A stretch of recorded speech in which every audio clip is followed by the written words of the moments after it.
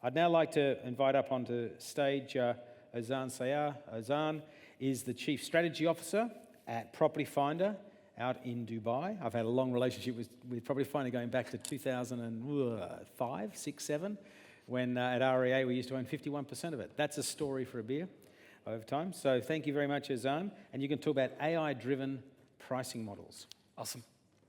Well, thank you so much, Simon. Always a pleasure. Hello, everyone. Hello. As Simon mentioned, my name is Ozan, and I'm just the Chief Strategy Officer for Property Finder. I'll talk about the company a little bit, but today I want to talk about something that I'm personally quite passionate about. It's AI-driven, dynamic, and differentiated pricing. Obviously, we don't want to talk about it only because I'm passionate about it, but because it actually has great implications as to how portals can do a lot of things, a lot of objectives that they're going after, at times conflicting with each other. And it's also particularly important in the context of this conference from two angles. One, we talk a lot about AI. This is an atypical application of AI, more than either text generation or image recognition. And also a great way to think about monetization in an environment where take rates is a hot topic that we've been discussing earlier today. Now, a couple of things. I want to talk a bit about the company and the region rather fast. How did we think about the challenge and the opportunity? What problems does this solution actually solve? How does it work? And the impact it creates. Okay? Great. So the company and the region a little bit. So a Property Finder is a typical classifieds platform where clients buy a 12-month subscription package for them to be able to put listings for advertisement. Lately, on the supply side, we have more than 6,000 clients, 800,000 listings, and more than 6 million people looking for a property on a monthly basis. The company has a history of close to actually now 20 years, and then we've been quite fortunate to have been backed by some global and local investors. General Atlantic, as you would know, is a New York-based private equity. I've been in the company for many years now. Beko Capital is a very prominent VC firm based out of Dubai, although they recently exited after 10 years with more than 30x return, so they should be quite happy. So they don't exist on our platform anymore. And if you think about the company a bit in terms of where we operate, right now we're actually serving a population of roughly 150 million people. And we are in technically 6 countries. You see the 5 on the slide. The 6th one is Turkey, in which we're strategically partnering with a local player called Hepsi Emlak. Of the 5, however, the top 4 we consider core markets. These are markets in which we enjoy a leadership position. That's UAE, Egypt, Qatar, and Bahrain. Saudi, for us, is an investment market. And if you think about the region, there are some fundamentals that I think will be important to understand in this context. These countries are actually enjoying emerging markets, macro fundamentals in terms of growth. The GDP or population growth is at least 2x of that of Western markets. 50% of the GDP is USD pegged, if you think about it. That actually enables, like the emerging markets fundamentals, but benefiting from the currency, the lack of currency exchange fluctuations, if you will. And one of the questions that I've been getting in the context of Property Finder being in the MENA region is, if you paid attention recently, Dubai has been quite a hot market, right? So what's going on, what's happening in the market, and so on. So I just wanted to provide a quick perspective as to what it is. The market has been doing well, would be quite an understatement. If you take UAE and specifically Dubai as an example, post-COVID, over the last 3 years between 2020 and 2023, the market more than 6x'd. So from a $20 billion transaction value to $130 billion last year. I just want to ensure that it sinks in for a second. This year, it's actually slowing down. We're actually quite happy with that. So growth rate is slowing down, and that slowed down version is 30%. I don't know how many real estate markets that's growing that way. But by the end of this year, if this growth continues, it will have 8x'd. Now, obviously, people ask, Well, is this a bubble? Dubai has its own cycles. Is this one of those?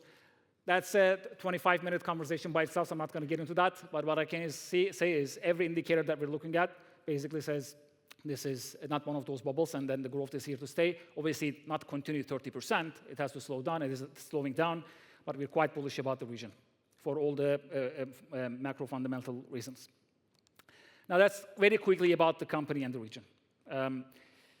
So let's think about the challenge and the opportunity. And you might be wondering, what challenge are we talking about? I start from the following. Everyone loves classifieds for all the reasons that you might imagine that I'm also going to talk about.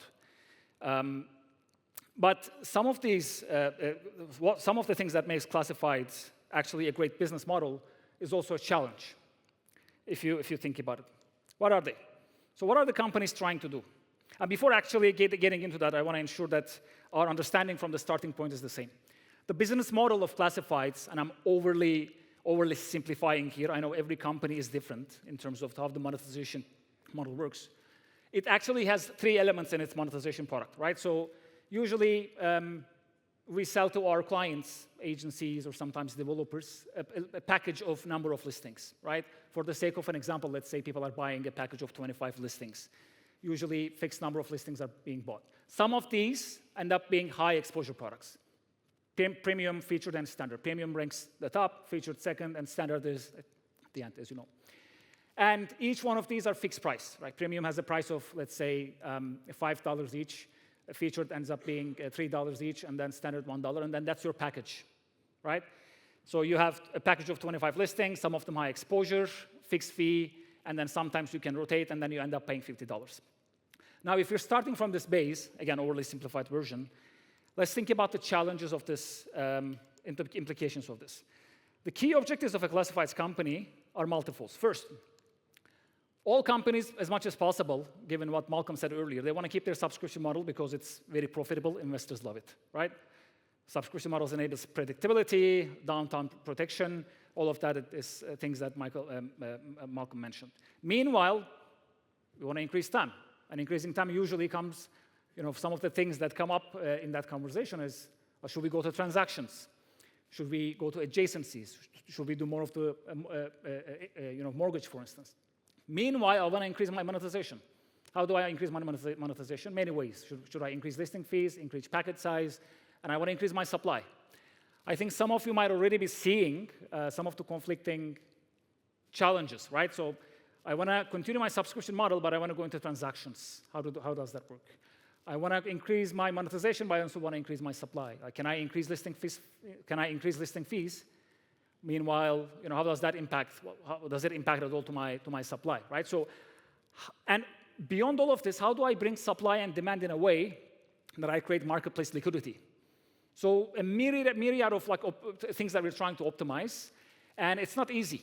It's not easy. When we thought about our solution, I'll give you direct examples from our case. The flat fee structure, for instance, was an impediment for monetization. How? Well, if you have a fixed price listing, the listing above, which is being sold for 40 million dirhams, and the listing below, which is being sold for 500,000 dirhams, vastly different price properties, the take rate from those are massively different. The one on the top, I'm not monetizing enough. I'm monetizing less than 0.1%, assuming they're the same price. On the other hand, I'm probably very expensive for the second property. It doesn't work. I may lose out on the supply on that side. Another example is rotation, as I said, right? If it's a rotatable model in which you can put more listings within the month, more units within the same slot, clients end up rotating on the premium side many times, and that leads to value leakage. In our case, premium was being rotated at least 3 times, featured 1.2 times, and obviously no one really, they don't standard. So this leads to value leakage. If you're clear on this, let's talk about how did it work. Well, what did we say so far? I want to keep my subscription model. I want to increase my time, monetize more as much as possible. I also want to enable supply acquisition because that's what I need to offer my consumers. Quite a challenge. So we introduced a product called PF Flex, right? This is a unique combination of a monetization product and a pricing model. So there are two elements, the product and the pricing model. Most of my focus is going to be on the pricing model, but I'll talk about the product a bit as well. How does it work, the product side? First, now you're not buying from me 25 listings, 25 fixed number of listings. You're buying from me credits, and I deliver that to your digital wallet on a monthly basis. On the first of the month, let's say in this particular example, I delivered to you 10,000 credits at a cost of, hypothetically, $1 each. So your package is now $10,000 per month for the next 12 months.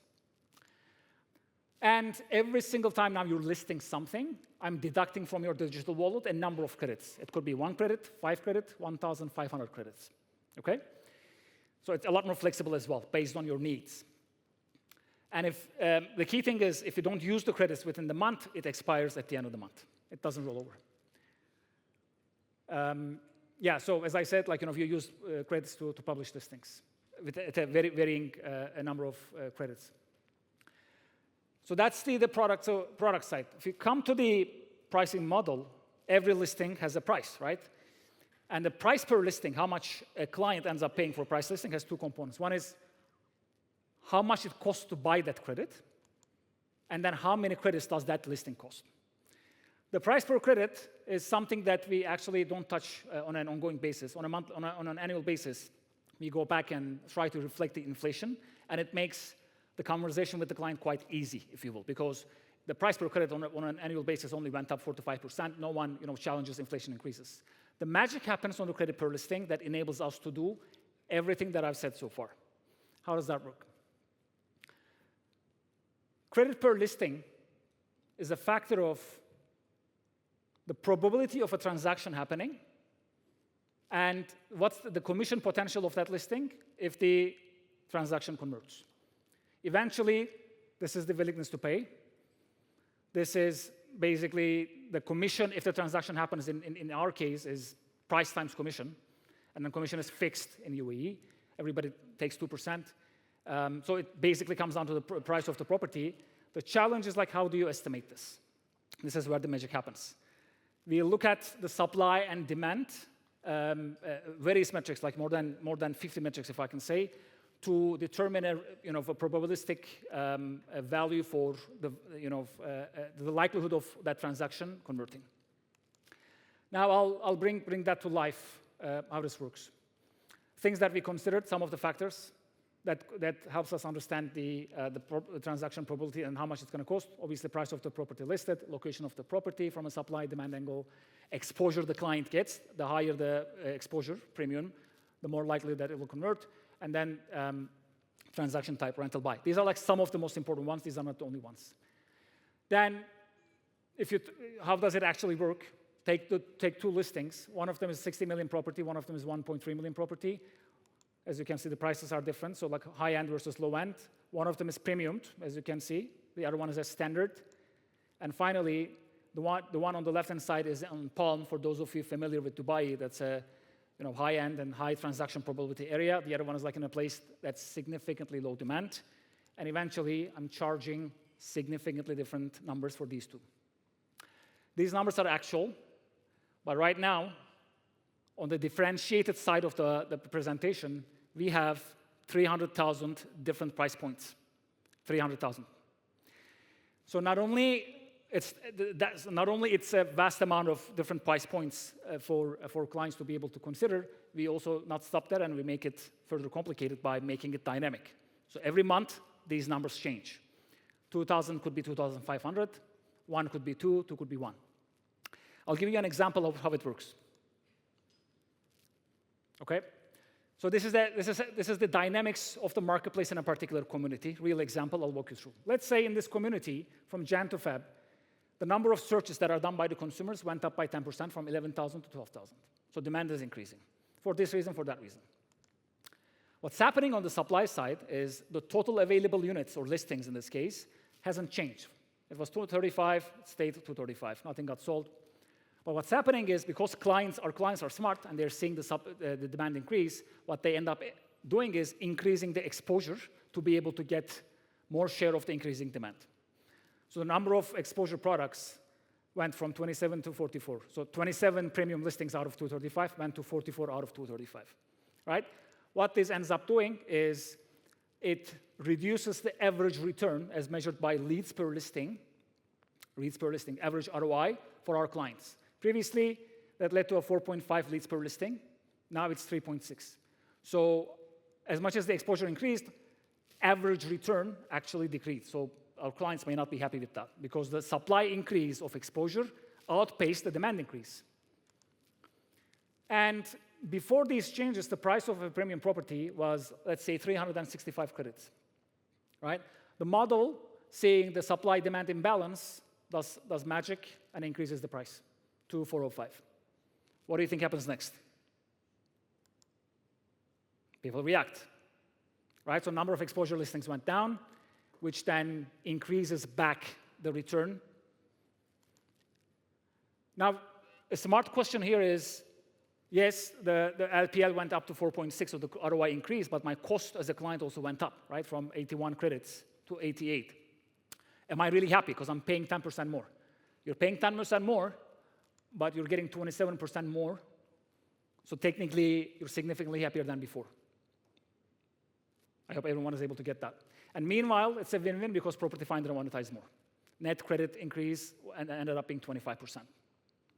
So every month, 300,000 different price points at the community level is being recalculated based on this AI-driven model and managing this supply-demand to be able to not only monetize more, but also continue giving the right ROI to our clients as much as possible. So it's not only a one way up, like prices go up and go down. If I were you, I'd be curious about the impact. Is it really working? Yes, all of this sounds great, and everybody comes and talks about how amazing things that they've been doing. Let's take a look at the numbers. So 3 clear impact to Property Finder. It massively enabled acquisition of supply that we were not able to capture before on the low end. It unlocked monetization opportunities and definitely improved client sentiment. So let's take a look at some of these numbers. So this is the number of listings that we had on our UAE site. Around summer of 2022, we had 168,000. We launched it in 2020, for between 2020 and 2022, without doing the monthly cadence of changing prices, doing it ad hoc. Our supply only increased by 18%. August 2022, we got into the monthly pricing updates and a lot more granular.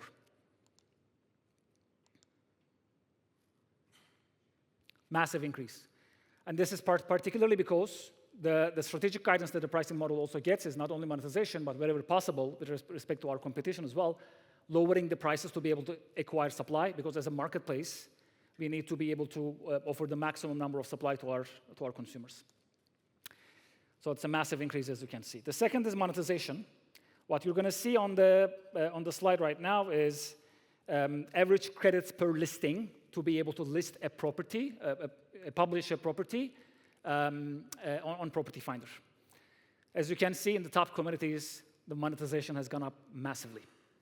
In the top 5, 70%. In the top 10, a little less than that, 32%. And net, the last one is like all communities. It doesn't show the real scale. It also increased meaningfully. Yeah, I also already talked about it, but that's going to be it. I hope you find it useful.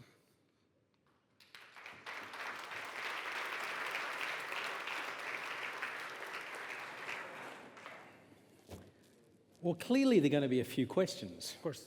On this one. Here we go, the first one. Can you please put the questions back? That was really helpful. Thank you. Okay. Is how much effort do you have to put into to teach the clients how the credit system works, which is really related to the next question as well, which seems very complex. Yeah. So how, I think I get it. Yeah. And I've been in the industry 25 years. Sure. Right?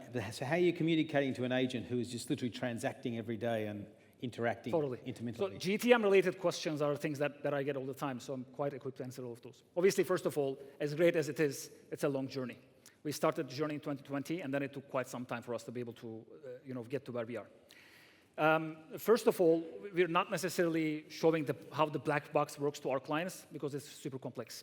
What they need is a trust between us and them in terms of us doing the right things and not abusing the power that we have in terms of being able to change on-demand monetization, if you think about it. Then that happens through repeated cycles of showing them, communicating to them, hey, I changed your prices again on a monthly basis. Here are the communities in which the price went up, and here's why. Here are the communities in which the price went down. And then when they see, it's actually there are 50 communities in which the price went up, and there are 40 communities in which the price went down. Over time, they get used to it. That's one angle. The other angle is, so the more sophisticated clients, not necessarily to understand this complexity, are already trained by Google, if you will, to have some sort of dynamic angle that's managed by, by themselves through a budget by the Google side, right? So like they know that bidding is not the same today. They could be bidding for this keyword $1. It could be $2 tomorrow from a competition angle. So that understanding, even though slightly different model, already existed. Combine that with trust, and then the right tools for us to be able to surface the value of this on our B2B surfaces. Eventually, made the magic. Okay. As an agent selling a hot property, i.e. very attractive, am I being penalized, lots of credits, for bringing attractive inventory to the site, and therefore am I tempted to sell outside your platform so I don't have to spend the money? Interesting question. Well, if they're able to do so, I think they would do that regardless if they're bringing a hot property or not. Right, so Property Finder is an important business driver for the markets that we're in. So in an environment where, even though they're paying significantly more for an attractive listing, the take that we get from their business is actually quite small. So if they were paying, I don't know, $2 for the transaction that they created to Property Finder, now if they're paying $2.5, do they care? Questionable. They don't. Okay, what happens if you're wrong with your prediction and the property takes forever to sell? Do you get refunds for your credits? No, we don't. Of course. I noticed you can't roll your credits. We charge for exposure, not necessarily conversion to the transaction. This is a more CPM model than CPL model. But I guess this is something that we've never heard from our clients, so I think we should be doing certain things right. Yeah, but I think what this all comes down to is trust in the brand. Of course. Is that they believe, that the advertiser believes fundamentally that you're doing everything in your power to give an even playing field in different markets. Yes, and this angle is super important because 2 years after this, we came to a point where we realized we achieved something that's actually quite hard to achieve from the following angle. So think about a business model in which you're asking your clients to commit to you for 12 months, because every month they're going to spend that 10,000 credits. They commit to that, but you don't commit back to them what it is that buys them. It's massive, right? So, and then without that trust, you would never be able to achieve that. Okay. This pricing approach sounds like a very big effort for your teams. What has been the dollar improvement in revenues you got from the added complexity, percentage-wise? Look, it's really hard to calculate because so much goes into our sales process. But some of the studies that we showed, basically, we could attribute roughly 30-35% of the growth that we created to our model. Okay. It says, I can see this may work for listers with a small amount of listings and manually making choices, but how does it work for the bigger agencies with lots of listings? How do they interact with your system?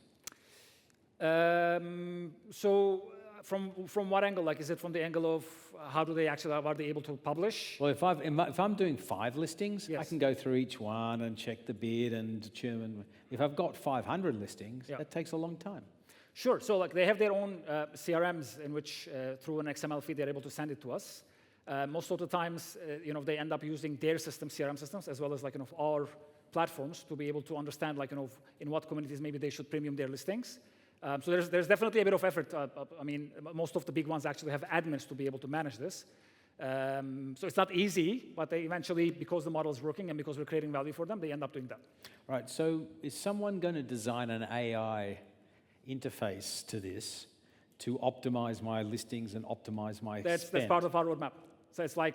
But that's you building the model on top of the model, right? To manage that's exactly what also Google and Facebook does. Okay. So would you allow then an external party to build an analytics tool on top? Interesting. We never thought about it. I mean, I would rather, given how strategically core competence this is for us, I would rather us do that. But the implications of that, I don't think we considered. Because one of the things this is about is knowing how best to optimize my, in this case, 10,000 credit spend across my listings. Assume this therefore means that there are listings not on the site because I run out of credits. Yes. So what's happening to those listings? They're going on to competitors? So so as much as it's a model, the model takes input to strategic guidance. That guidance through various scenarios always has the following angle. Price should never be an impediment for us to have supply on the platform. What we're monetizing a lot more is the exposure more than the existing of the supply. Meaning, if I believe certain listings I should absolutely have access to, we will bring down the price to as little as 1 credit, which is something that we did in order to ensure that supply exists on us. So if I've got 500 listings, I assume I have to upload, you have access to all those 500, and if I choose to upgrade or advertise 400 of them and not 100, then do you change the pricing for me? We don't change pricing for Simon LLC. We change pricing for the communities that Simon LLC is operating if I believe those 100 listings are important to me. Right, okay. Then how do you handle fake listings? Because I saw that as a question there somewhere below. Do they have fake listings in Dubai? We do have fake listings. The government is doing a lot. So we try not to change our pricing model in order to be able to eliminate fake listings. We have other products and also government authorities introducing new regulations to be able to eliminate that. Ozan, thank you very much. I like what you guys are doing. Thank you. Super interesting. Thank you. Excellent. Thank you. Thanks very much.